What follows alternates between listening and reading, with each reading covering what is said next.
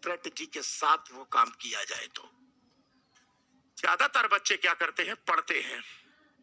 IAS की तैयारी कम से कम पूरे भारत में 10 से 20 लाख लोग करते हैं, पूरे भारत में 10 से 20 लाख लोग।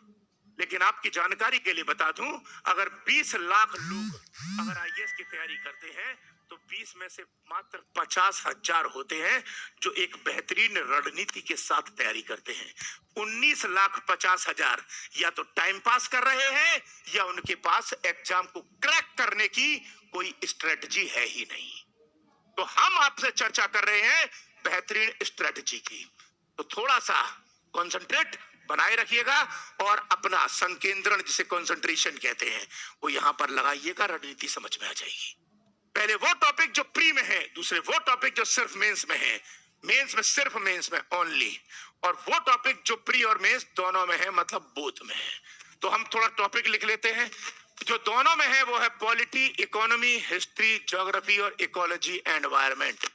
ये प्री में भी आते हैं और मेंस में भी आते हैं। दूसरा वो टॉपिक जो सिर्फ मेंस में है, पहला है वर्ल्ड हिस्ट्री, दूसरा है आर्ट एंड कल्चर, तीसरा है इंडियन सोसाइटी, चौथा है सोशल जस्टिस, सोशल जस्टिस है ये, फिर है आईआर, फिर है गवर्नेंस, फिर है इंटरनल सिक्योरिटी, फिर है डिजास्टर मैनेजमेंट और लास्ट है आपका एथिक्स। एथिक्स वैसे साइंस एंड टेक भी माना जा सकता है, लेकिन साइंस एंड टेक से प्री में भी क्वेश्चन आते हैं। चलिए, और सिर्फ प्री में है वो है, पहला है जनरल साइंस, सामान्य विज्ञान, और दूसरा है सीसेट। बस, इसके अलावा यूपीएससी का सिलेबस ही नहीं है। इसके अलावा आईएएस के एग्जाम का सिलेबस ही नहीं है। आईएएस के एग्जाम का मात्र ये सिलेबस है। यानी कि ये टॉपिक दो ऐसे हैं, जनरल साइंस और सीसेट, जो सिर्फ प्री में आते हैं, मेंस में कभी नहीं आते। ये topic world history, art and culture, Indian society, social justice, IR, international relation, governance, शासन, इंटरनल सिक्योरिटी और डिजास्टर मैनेजमेंट, एथिक्स और साइंस टेक सिर्फ मेंस में आते हैं, और polity, economy, history, geography, ecology, environment ये प्री और मेंस दोनों में आते हैं। क्लियर है? अब आप मेरी बात समझिएगा। कुछ बच्चे हो सकता है मुझे पहली बार सुन रहे हो, तो पहली बार सुन रहे हो तो उनको बता दूं बेटा कि जो प्री होता है वो ऑब्जेक्टिव होता है। ऑब्जेक्टिव मतलब एक प्रश्न आता है, उसके 4 में से कोई एक उत्तर सही होता है। और जो मेंस होता है उसमें प्रश्न होता है, आपको अपने हाथों से लिखना होता है, लिखना होता है। अब इधर आ जाओ। अब करना क्या है, आपको करना क्या है वो सुन लो मेरी बात।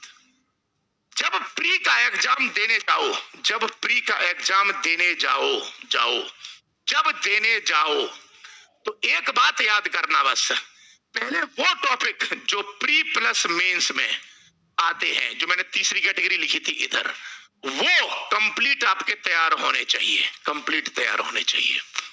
दूसरा, वो टॉपिक जो सिर्फ प्री में आते हैं वो आपके पूरे तैयार होने चाहिए।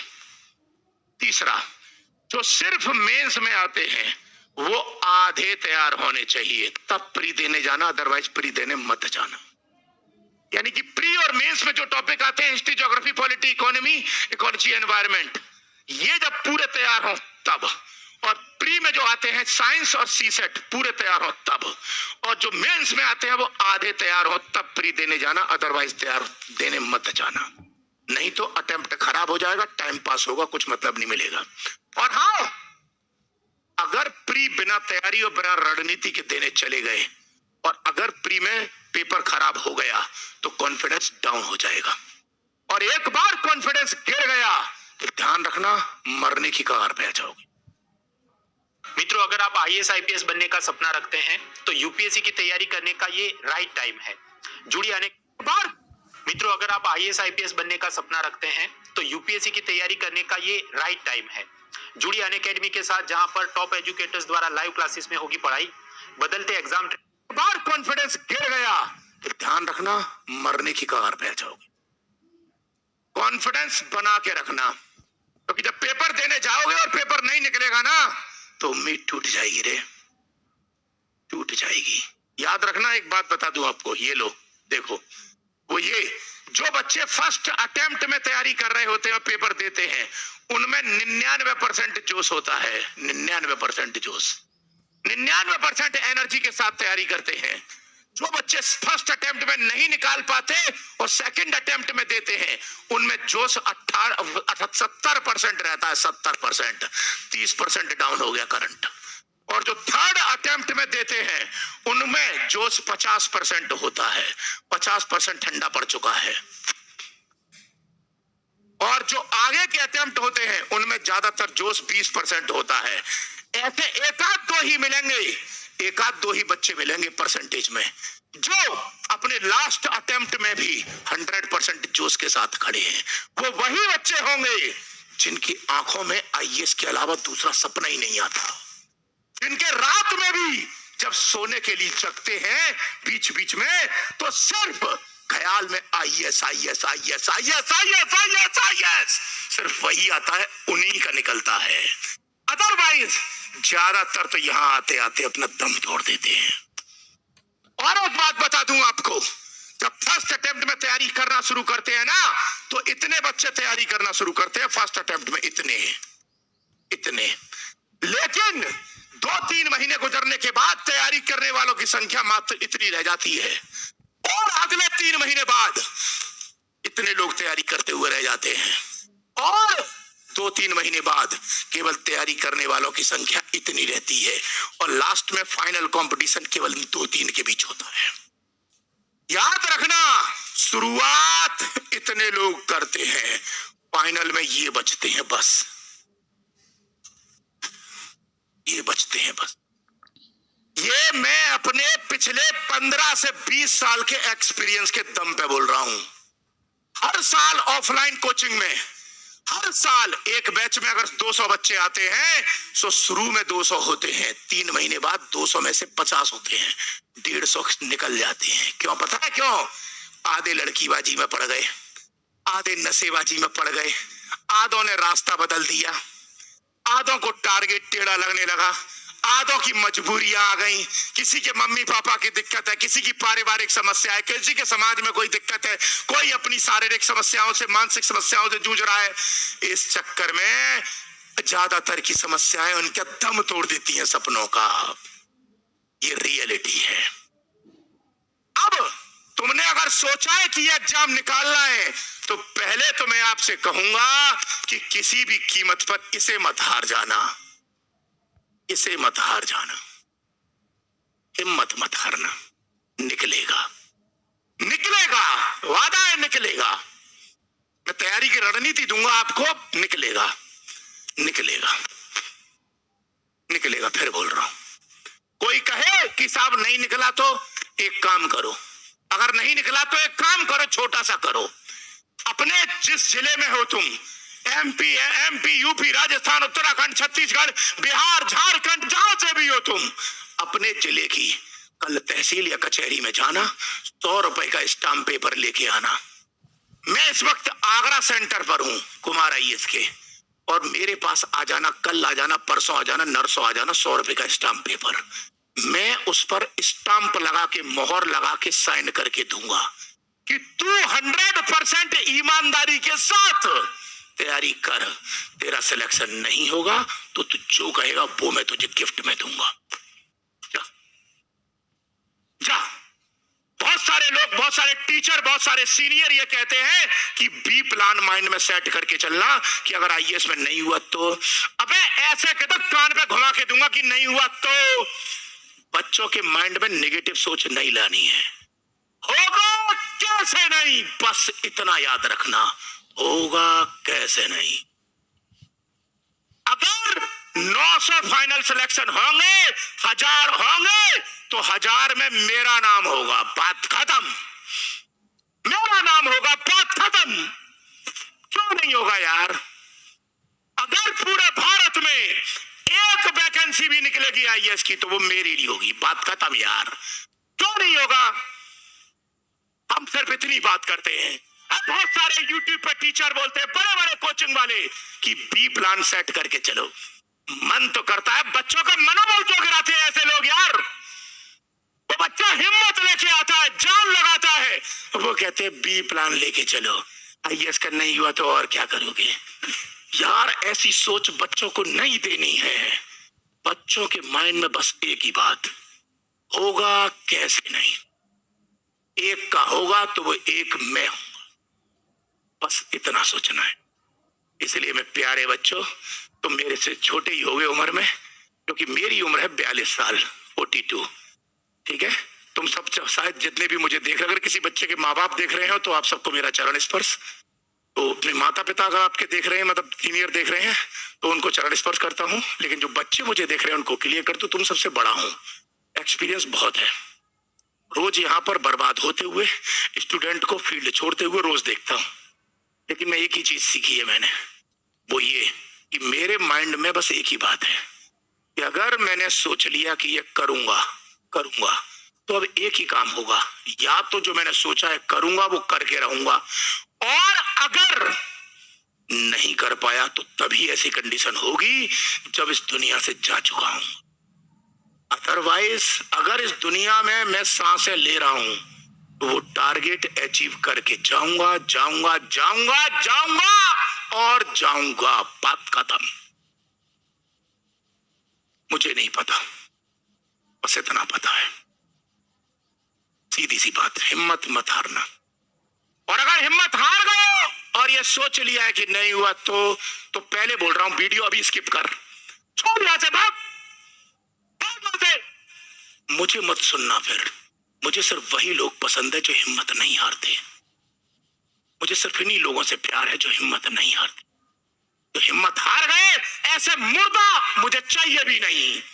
अगर ऊपर वाले ने इंसान बनाए तो जिंदा रहना सीख, और जिंदा इंसान कुछ भी कर सकता है, कुछ भी। बस इतना, हिम्मत नहीं हार। अब सीधी बात, अब आ जाओ जरा टॉपिक पे। आईएएस बनने के लिए कोई भी सब्जेक्ट हो, चाहे वो पॉलिटी हो, चाहे वो हिस्ट्री हो, चाहे ज्योग्राफी हो, हर टॉपिक के 3 पार्ट होते हैं। 3। पहला सरल भाग होता है, दूसरा मध्यम भाग होता है, और तीसरा कठिन भाग होता है। हर एक का क्लासिफिकेशन होता है। जैसे मान लो मॉडर्न इंडिया है, एग्जांपल ले लो, मॉडर्न ले लो, आप हिस्ट्री है, पॉलिटी ले लो, इकोनॉमी ले लो, ज्योग्राफी ले लो, कुछ भी ले लो। हर एक का एक सरल भाग होता है जो बच्चों को बहुत जल्दी समझ में आता है। दूसरा एक मध्यम भाग होता है जो बच्चों को थोड़ा लेट समझ में आता है। एक कठिन भाग होता है जिसमें थोड़ा दिमाग लगाना होता है। अब इधर सुनना है, बस जो बोल रहा हूं बस यही देखना, यही गेम है यहाँ पर। अब ये जो हिस्सा है, ये सरल भाग होता है किसी भी सब्जेक्ट का 50%। मॉडर्न इंडिया का 50% हिस्सा सरल होता है, ज्योग्राफी का 50% हिस्सा सरल होता है, इकोनॉमी का 50% सरल होता है। मध्यम भाग जो होता है वो होता है 30%, और जो कठिन भाग होता है वो 20%। ये सब्जेक्ट का रेशियो है। लेकिन अब क्वेश्चन सुनो कैसे आएंगे, क्वेश्चन सुनो हर सब्जेक्ट से। जो सरल भाग होगा उससे क्वेश्चन आएंगे 20%, और जो मध्यम भाग होगा उससे आएंगे 50%, और जो कठिन भाग होगा उससे आएंगे 30%। ये भी रेशियो फिक्स है। यानी कि यूपीएससी ने सिस्टम घुमा रखा है। जो इजी है वो कम पूछती है, जो मिडिल है वो ज्यादा पूछती है, जो टफ है वो एवरेज पूछती है। अब आप कहोगे हमको कैसे पता चलेगा? इसके लिए हम हैं।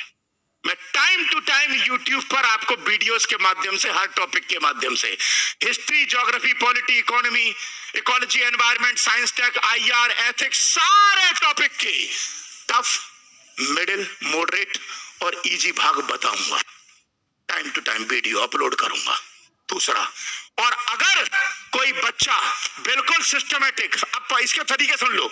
तुम्हारे पास अब पढ़ने के 2 रास्ते हैं। पहला रास्ता यह है कि आप सेल्फ स्टडी करो। बिल्कुल कर सकते हो सेल्फ स्टडी। तुम कहोगे सेल्फ स्टडी से आईएएस बन जाएंगे, 100% बनोगे, 100% बनोगे। कोई कोचिंग की जरूरत नहीं है, ना ऑफलाइन ना ऑनलाइन, कोई जरूरत नहीं है, कोई जरूरत नहीं है। कहीं संविधान में, किसी कानून में, किसी धारा में कहीं पर भी नहीं लिखा कि आईएएस बनने के लिए कोचिंग पढ़ना जरूरी है, कहीं नहीं लिखा। बहुत सारे ऐसे लोग हैं जो बिना कोचिंगों के बन गए हैं। तो सेल्फ स्टडी से भी संभव है।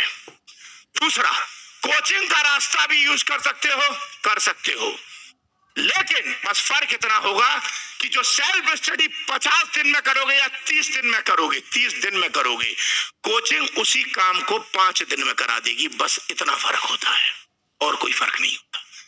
और एग्जाम्पल, पॉलिटी तुम पढ़ोगे किसी किताब से तो 2 महीने लग सकते हैं, मैं पढ़ाऊंगा पॉलिटी तो वही तुमको 15 दिन में करा दूंगा। बस इतना फर्क होगा, और कोई फर्क नहीं होगा। कोई फर्क नहीं। अब तुम कहोगे चलो सर ये भी बात मान ली, तो अगर तुम पूछोगे सर कोचिंग के लिए करे क्या, तो मैं आपसे कहूंगा कोचिंग भारत में दो तरीके की है, दो तरीके की, दो। एक व्यावसायिक, व्यावसायिक इंग्लिश में बोलते हैं प्रोफेशनल। एक कोचिंग ऐसी होती है जिनका काम होता है कोर्स खत्म, बच्चे सी टेंशन खत्म। 1 लाख रुपया, 1.5 लाख रुपया, 2 लाख रुपया, तो कोर्स खत्म। उसके बाद तूने रोटी खाई, तू मर गया, जिंदा है, कोचिंग को कोई मतलब नहीं है, चल चूल्हे में जा, भाग यहां से। ये है, ये प्रोफेशनल है। इनको सिर्फ बच्चों से फीस ली, कोर्स खत्म कराया, बच्चा गया मरने, कोई मतलब नहीं। और फीस कितनी? 1.5 2 लाख रुपया। एक क्लास में बच्चे कितने बैठे? 500। हाथ भी खड़ा करे ना, 500 में दिखे नहीं कहां से चल रहा है हाथ खड़ा करके। दूसरा, एक कोचिंग ऐसी है जो जन कल्याण पर आधारित है, जन कल्याण पर, पब्लिक वेलफेयर पर। यहां पर गरीब भी पढ़ सकता है, और इसकी बात कर रहा हूं मैं आईएएस की तैयारी करा रहा हूं, आईएएस की तैयारी करा रहा हूं। कितने में? 1999 में, 1999 में। ले, इससे सस्ता कोर्स पूरे भारत में हो तो मुझे बताओ, इससे सस्ता। कुमार एडुटेनमेंट ऐप पर, किस पर?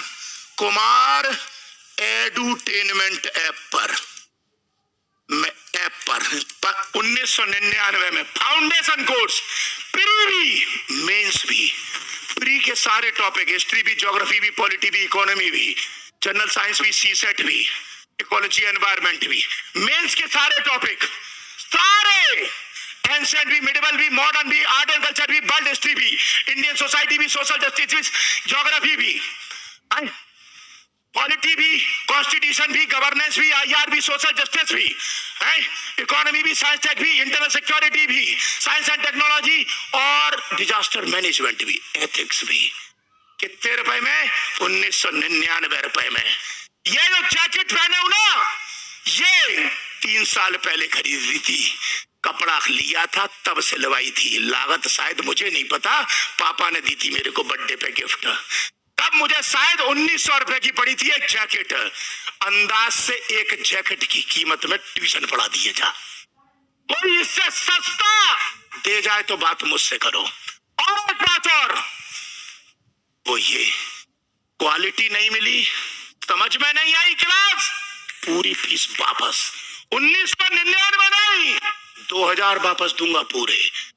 खुले कहां से कराऊंगा? 99 रुपए खुले कहां से लाऊंगा? 2000 लेके जा, पूरे लेके जा, पूरे, क्वालिटी नहीं मिली तो। और इसमें टॉपिक वाइज टेस्ट भी होंगे पर डे। जो टॉपिक आज पढ़ाया जाएगा उसका टेस्ट, कल पढ़ाया जाएगा उसका टेस्ट, परसों पढ़ाया जाएगा उसका टेस्ट। और एक बात, टॉपिक खत्म उसका टेस्ट। क्लास कैसे होगी? ऐसे ऐसे आ जाओ साइकिल में। सपोज करो हिस्ट्री शुरू हुई तो हिस्ट्री का टेस्ट, फिर ज्योग्राफी चलेगी, ज्योग्राफी का टेस्ट, पॉलिटी चलेगी, पॉलिटी का टेस्ट, इकोनॉमी चलेगी, इकोनॉमी का टेस्ट, दूसरा टॉपिक चलेगा उसका test, topic test, topic test, topic test, topic test, ऐसे करके चलेगी पूरी। हर टॉपिक, हिस्ट्री 100 क्वेश्चन का हिस्ट्री का टेस्ट, ज्योग्राफी 100 क्वेश्चन का ज्योग्राफी का, पॉलिटी ज्योग्राफी 100 क्वेश्चन का पॉलिटी। इसके बाद जब पूरा कंप्लीट कोर्स खत्म हो जाएगा तो 5 प्री के और 5 मेंस के, प्री के और मेंस के 5 फाइनल टेस्ट। एक काम करो, ओपन चैलेंज, ओपन चैलेंज, तुम सारे जितने बच्चे मेरी वीडियो देख रहे हैं, कल देखें, परसों देखें, नरसों देखें, जब भी देखें, इससे सस्ता और इससे अच्छा कोर्स पूरे भारत में कोई दे दे तो उस जगह का नाम मेरे पास ले आओ। उसी दिन, जिस दिन तुम ले आओगे, उस दिन मैं पढ़ाने के फील्ड से संन्यास ले लूंगा। जाओ, ओपन चैलेंज, जाओ, ओपन चैलेंज है, जाओ ट्राई मारो, खुली छूट दे दी तुम सबको।